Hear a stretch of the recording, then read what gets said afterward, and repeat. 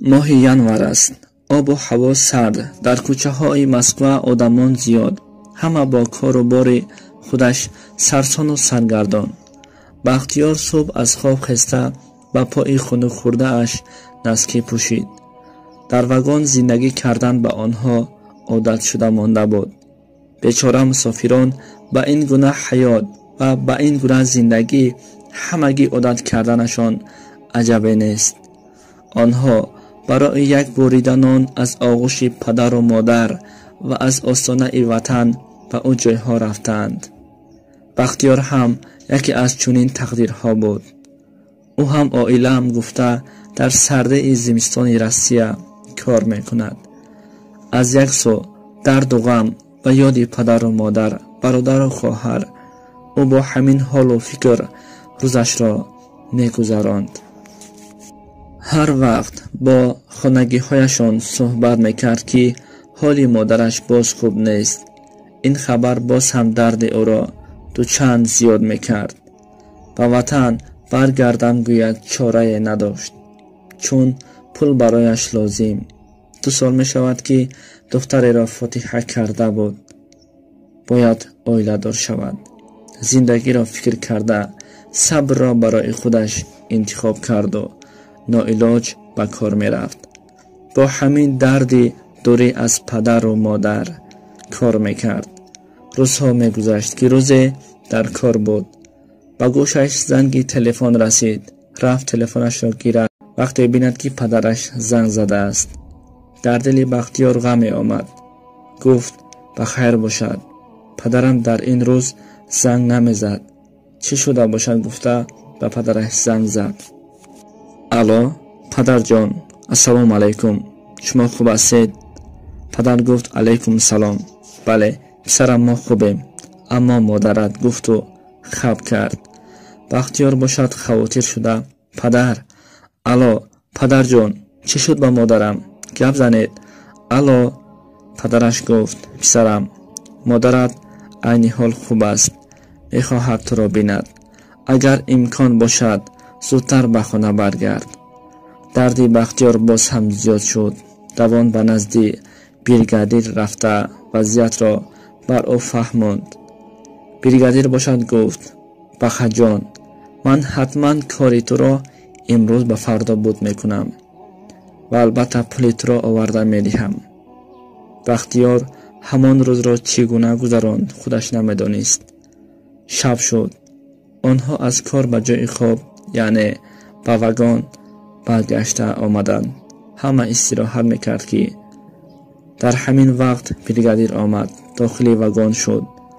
بختیار زود از جایش پریده خست و به نزد بریگادیر حاضر شد. بریگادیر باشد گفت بخا جان، شیف پول نداد. گفت در آخر ماه میدهم، برای همین انتظار باید شوی. بختیار که دیگر چاره برای ایستادن نداشت، به تقدیر تن داده به شناس و دوستانش زنگ زد. از آنها پول قرض گرفته با طریق شناس بلیط گرفت و به ایروپورت داموددو آمد. البته در او حالت سرد زمستان خیلی سرد است. هیچ کس به مسافران اهمیتی ظاهر نمی‌دادند. این که برای همه مهاجران معلوم است. وقتی پرواز هم شد، او بر هواپیما برآمده در جای خود آرام نشست. هواپیما که در آسمان صاف و بی غبار در هوای به هر دو کنار پرواز میکرد، میلیاردها ستاره ها را تماشا میکرد. اما در دل غم و در چهره افکاری نمایان بود. از کار و بار زیاد و فکر و غم خوابش برد. کمی از غم دنیا آزاد شده بود. بعد از چند صدای آمادگی به فرآمدن هواپیما او را از خواب بیدار کرد و از بالا وطن را تماشا میکرد که وطن به نهایت زیبا میتافت. شاد شد و خوشبختانه به وطن هم رسید. در داخل ایروپورت تاجیکستان کارمندان آنجا صد نکند هم دل صاف دارند و معامله خوب میکنند و از ایروپورت بیرون شد و چقور چقور نفس میکشید. میگفت جانم فدایت ای وطن. یک تاکسی را گرفت و روان به خانه اش شد. راه که دور نبود، اما بختیار میخواست هر چند سرعتی ماشین را بلند کند و زودتر به خانه برسد، به نزد مادر مهربانش. و الکی به خانه هم رسیده آمد. صدای سیگنال ماشین به گوش پدر و مادر، برادر و خواهر رسید. آنها از خانه بیرون شده بینند که بختیار از ماشین فرامده ایستاده است. شاد شده او را به آغوش گرفتند. یک خواهر و دو برادر و پدرش بود. مادر باشد در داخل خانه انتظار به آنها سلام علیک آغوش به آغوش کردند. زود به خانه در آمده بیند که مادر از جایش خسته در دست خواهرش راست است و تبسم زیبای مادر را دید و گریه کنان خود را به آغوش مادر پرداخت. میدانست که با مادرش زیاد راست ایستادن ممکن نیست. آهسته به جای خوابش خوابانید. مادر و پسر از دیدار یکدیگر گریه می‌کردند. البته اشک آنها اشک شادی بود. مادر میگفت خدایا شکرت که دیدار پسر جانم را برایم نصیب گردانیدی. خلاص همه شاد مهمان ها می آمدند به دیدار بختیار. بعد از دیدن فرزندش مادر بختیار می گفت خدایا شکرت که دیدار پسر جانم را برایم نصیب گرداندی. خلاص همه شاد مهمان ها می آمدند به دیدار بختیار. پدر از بختیار پسرش خواهش کرد که توی را هرچند زودتر آغاز کنند. بختیار که از این شاد نشود هم، اما به خاطر مادر دیگر چاره نداشت. توی را هم انیق کردند. عروس را برای روز جمعه آوردن آمادگی دیدند و همین طور روز جمعه هم شد. همه شاد و خرسند. مادر و پدر بختیار پسرشان را با لباس شهید دیده از شادی گریه می‌کردند. البته گریه آنها اشک شادی بود. شهر را به سر عروس روان کردند. مهمان‌ها خوش و تباران همه خرسند توی را می‌گذراندند. حافظ‌ها نیز آمده بودند. بعد از چند ساعت صدای کودکان برآمد که می‌گفتند عروس را آوردند، عروس را آوردند. همه برای پیشواز گرفتن عروس به بیرون برآمدند، غیر از پدر و مادر بختیار که آنها نمی‌تافتند.